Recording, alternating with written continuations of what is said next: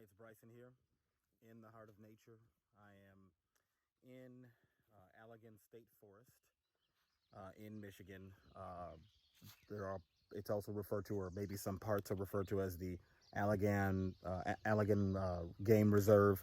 I am on Eli Lake at the Eli Lake Campground. I had a wonderful night out here camping.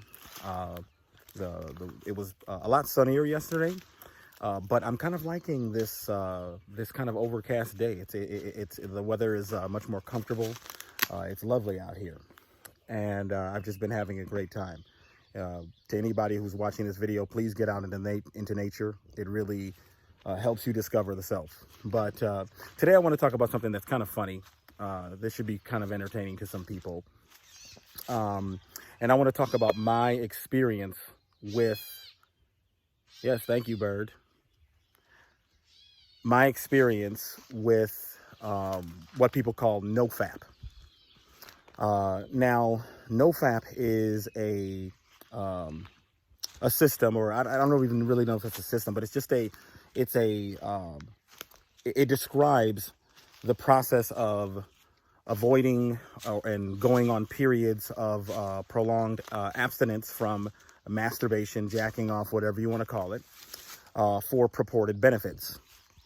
And a lot of talk associated with it has to do with, anti-pornography related narratives. And I don't care about that. I don't have any kind of anti-pornography view. I mean, people can watch it if they want. But what I'm actually recording this video to talk about is my personal experience with going on periods of intentional abstinence from masturbation, jacking off, whatever you want to call it. But before I get into the pros and cons that I've found in it, I'd like to tell a funny story. So back when I was a freshman in high school, I had some delusion in my head that I was going to be a virgin until marriage. Now, I was sitting in a class, and there was one of my fellow students, classmates, that's the word I'm looking for. He starts asking me some questions when I stated that I wanted to wait till marriage. And he starts just like giving more and increasingly more ridiculous scenarios, like, oh, well, what if a girl did this? She was with you and she did this, what would you do? And he just kept like pushing more extreme. And then so at one point I just said to the guy, well, I just jack off. So then next thing I know, I come back the next day to school, and I'm that nigga that said he be jagging off. And so for the whole freshman year, it was like, that's Bryson, that's that nigga that said he be jagging off. And it was so ridiculous, because what really makes me crack up about it is that, I mean, come on, we know damn well that every high school student jacks off. So the fact that it was even being made a big deal of just shows you how it exposes the fakeness of our society, that we have a dishonest, disingenuous society. But it was nonetheless, it was looking back on it, it's funny. It made me made more people, like the next year, in high school after my freshman year, sophomore year. The topic didn't even exist anymore, and then everybody just knew me, who I was. So it was pretty funny. But anyway, let me get into a little bit about my experience with NoFap, which is just intentional periods of abstinence from masturbation. And I want to talk about some of the pros that I've experienced personally, and then some of the cons. So one of the most definite pros that I've experienced from intentional NoFap, intentional, holding off masturbation, is a massive increase in energy. I feel more pumped. I feel more confident. My workouts, when I work out, I'm just much more powerful in my workouts. I can lift more. I can perform more reps, on particular lifts. And I feel this incredible energy. And I really do believe that there is something that is happening, most likely related to testosterone or something like that. Another benefit that I've noticed about it is that when I go on prolonged periods of NoFap, is I get more attention from women. Now, part of this could be because of the increased confidence and energy, but I do believe that there is something deeper. I do believe that, maybe it's possibly some sort of pheromone exchange or something that's going on. Maybe there's something about the way you walk when you are retaining. I don't know. I don't know what it is, but I've noticed that I tend to get more attention from women. And if you really think about this from a logical perspective, so most women think of men as just always just wanting to just bust a nut, like just dirty dogs who just, we just want to bust a nut.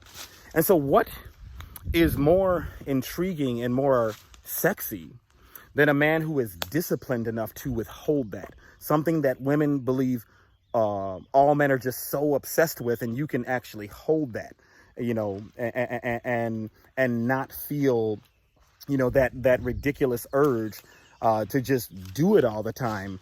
And it makes you unique. It makes you different because you're different than the average man who's just, beating off to porn every day, just has to get that release, has no,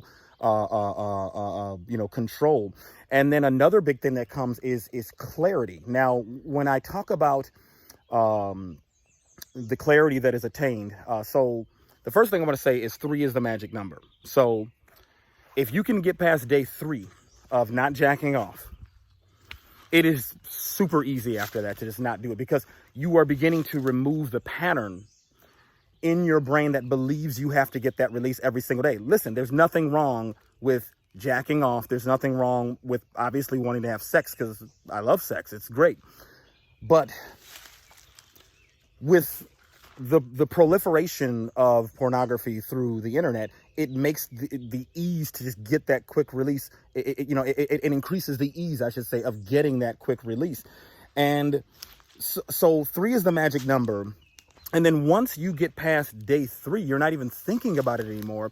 And then all of a sudden, all kinds of other novel ideas that you weren't thinking of because you were thinking about getting home and beating off, you're instead sitting with yourself and doing other things. And then the other things you might want to do is go exercise or go do something else healthy, go on a walk.